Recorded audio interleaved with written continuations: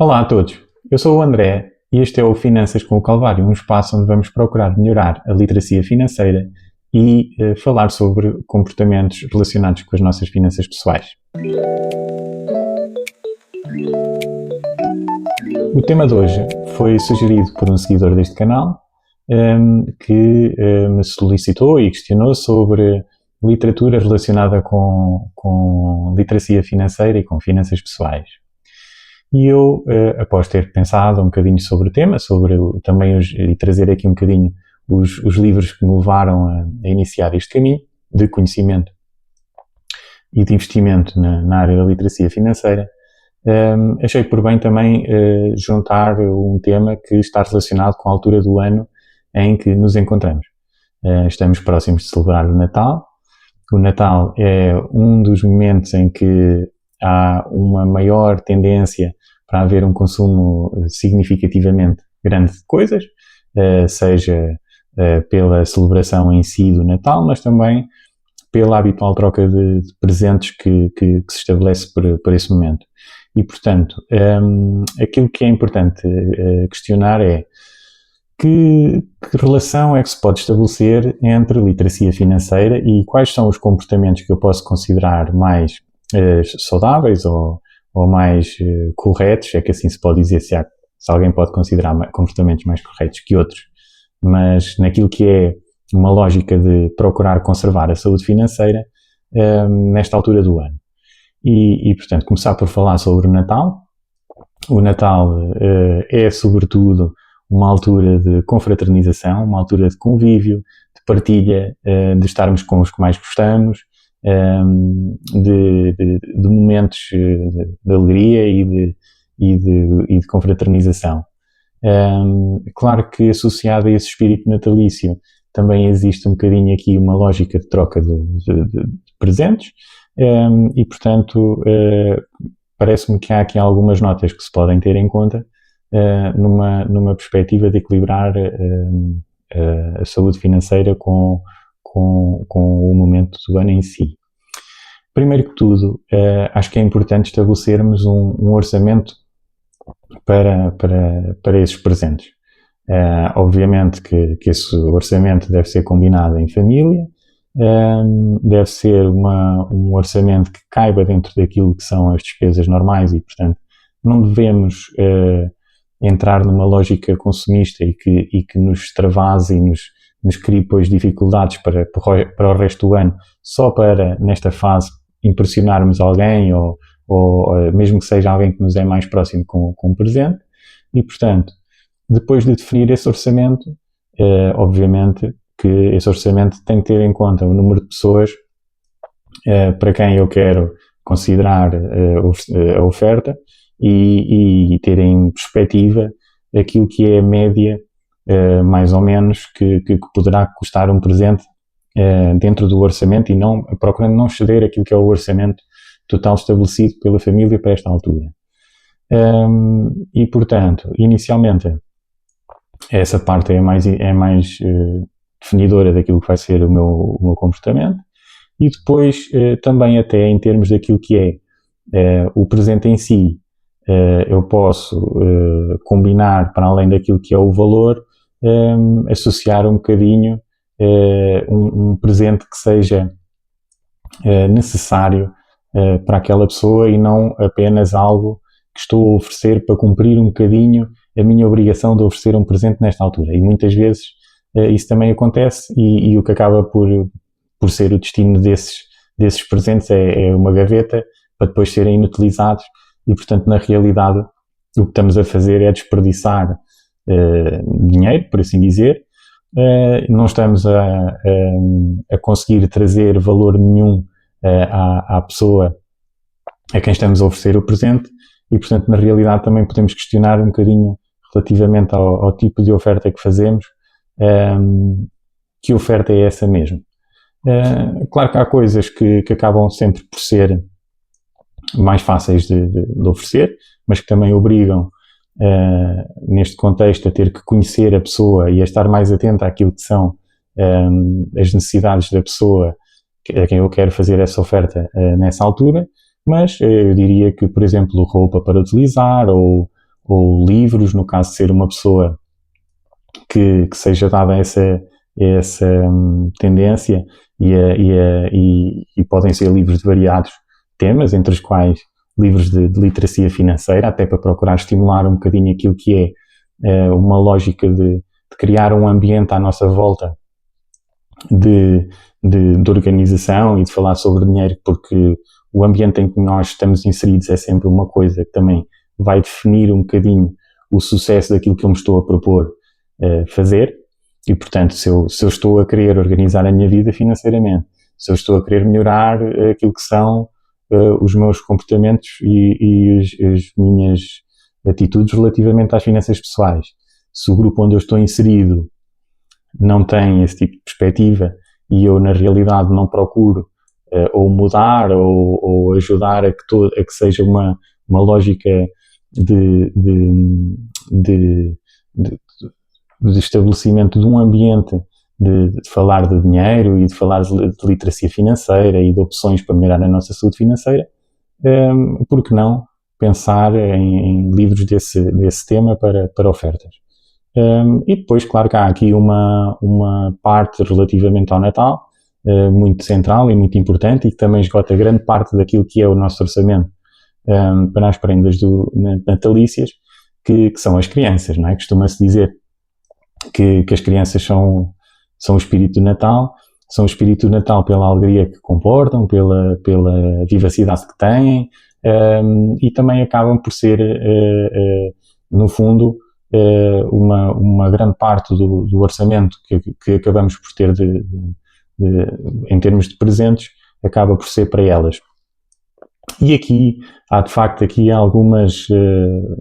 opções que podem ser feitas e que podem ser pensadas, até mesmo em termos daquilo que são as nossas ofertas, mas também as ofertas, e estou a pensar, por exemplo, relativamente, quando são, por exemplo, os nossos próprios filhos, relativamente às ofertas que as pessoas mais próximas lhes fazem. E por que não, é uma questão, e por que não, estabelecendo aquilo que é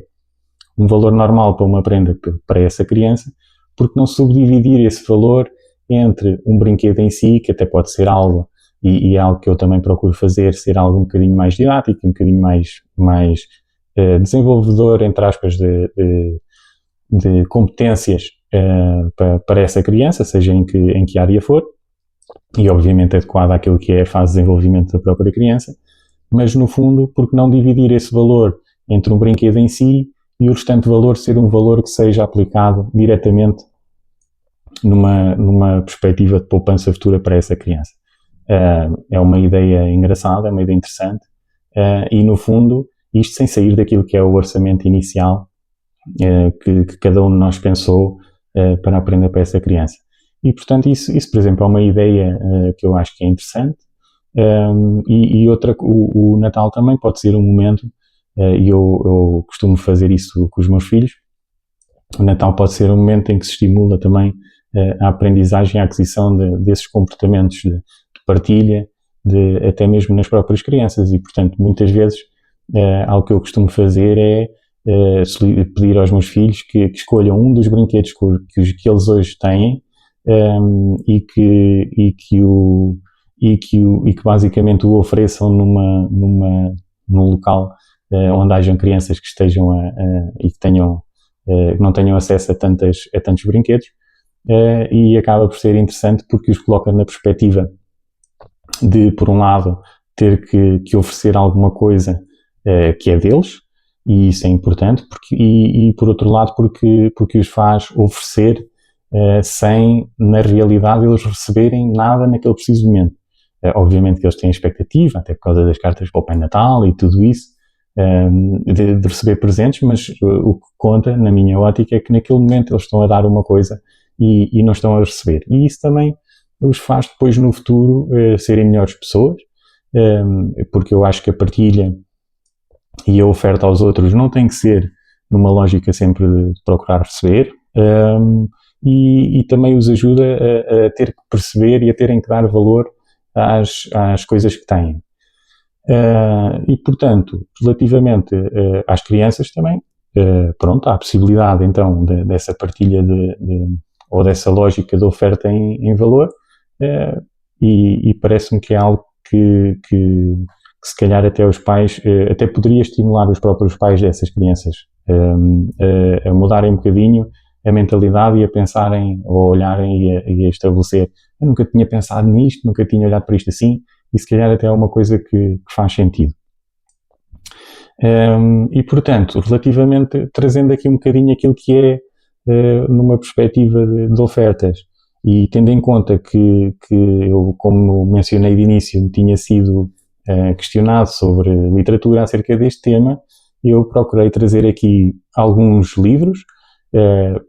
uns que eu li no início daquilo que foi o meu caminho de mudança e de investimento relativamente à literacia financeira, outros que fui lendo ao longo do tempo, porque na realidade eu acho que isto é um caminho contínuo, é um caminho que nós temos que manter para toda a vida, até no fundo para influenciar não só os que nos rodeiam, mas sobretudo as gerações seguintes a terem decisões mais certas e mais cedo na vida delas, porque muitas vezes aquilo que acontece é que nós até acabamos por ter contacto com esse conhecimento muito mais tarde na vida e já tomamos decisões significativas acerca em termos financeiros da nossa vida que pesam e que têm consequências e que nos impedem muitas vezes de melhorar, ou de melhorar não, porque melhorar acho que temos espaço para melhorar, mas de melhorar tanto quanto nós se calhar pretenderíamos ter na nossa vida. E portanto, relativamente àquilo que foi o primeiro livro que eu li sobre este tema, mais dedicado a este tema, e que me foi oferecido pelo meu irmão, e a quem já agradeci diversas vezes de facto essa oferta, porque na realidade foi o livro que para mim me fez começar a ter que pensar na questão da organização e na questão da organização financeira e na questão da aprendizagem sobre o dinheiro. É um livro muito conhecido e é o Pai Rico, Pai Pobre, do Robert Kiyosaki, e basicamente é um livro que fala sobre as aprendizagens que ele tem com duas figuras importantes: o seu pai, entre aspas, pobre, que é o pai biológico, é o pai educado e trabalhador, mas com dificuldades financeiras, porque não tem essa literacia financeira, e depois o seu pai rico, que é pai de um amigo dele e que é empresário e um investidor bem sucedido. E portanto esse livro foi o livro que me fez começar a pensar naquilo que é uma lógica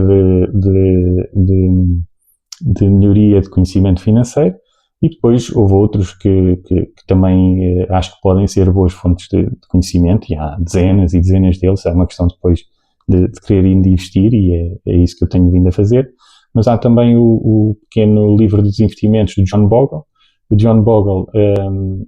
foi o fundador da Vanguard, que é uma empresa de corretagem e de investimento, e que basicamente o John Bogle, ao longo desse livro explora um bocadinho aquilo que deve ser as estratégias de investimento e a montagem entre aspas, da carteira de investimento, sabendo nós que isso depois vai ser algo sempre que tem que ser adaptado a cada uma das pessoas, mas sempre com uma base de estratégia de investimento de baixo custo e de longo prazo. Para além desse livro, deixo também outra sugestão, que é o Investidor Inteligente, do Benjamin Graham. Benjamin Graham é considerado o pai do investimento em valor, e basicamente a estratégia dele passa pelo investimento em empresas de menor valor e com margens de segurança de crescimento. E portanto, em termos daquilo que foram os livros que me levaram mais em termos de aprendizagem, e outros tantos, como livros do Ray Dalio, o mundo literário é enorme, e portanto há muita oferta, e se houverem mais livros podem, e claro que existem, se conhecerem mais livros podem comentar desde já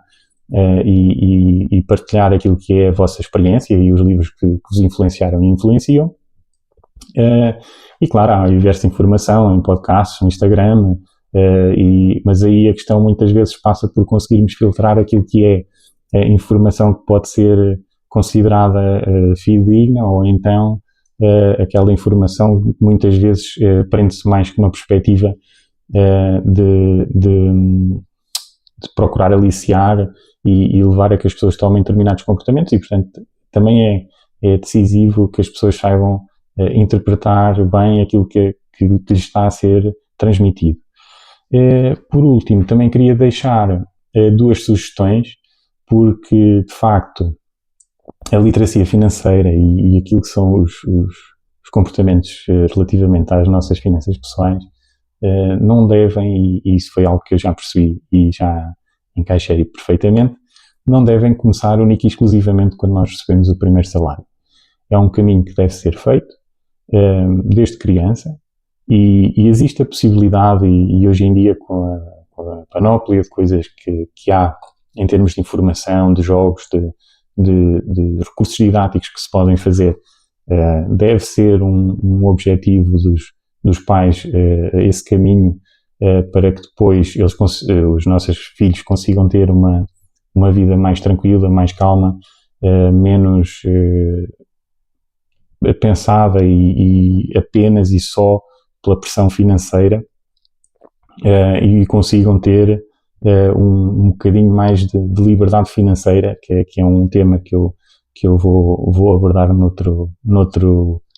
espaço e noutro vídeo, porque é um tema que merece, sem sombra de dúvida, um só episódio. E, portanto, eu acho que existem alguns recursos que se podem começar a aplicar nas crianças desde pequenos. E, portanto, queria deixar duas sugestões, dois livros. Um deles que se chama O Dinheiro Não Cresce nas Árvores, que é do Heath Mackenzie, e que é um livro que apresenta a história de uma criança que descobre que o dinheiro não cresce magicamente, que não é um dinheiro que tem que ser ganho, tem que ser economizado e tem que ser utilizado com cabeça e com responsabilidade. E é um livro perfeitamente em contexto de ilustração e, portanto, pode ser um livro para crianças a partir aí dos 5, 6 anos. E para além desse, deixo outro livro que também achei interessante, que é denominado um cão chamado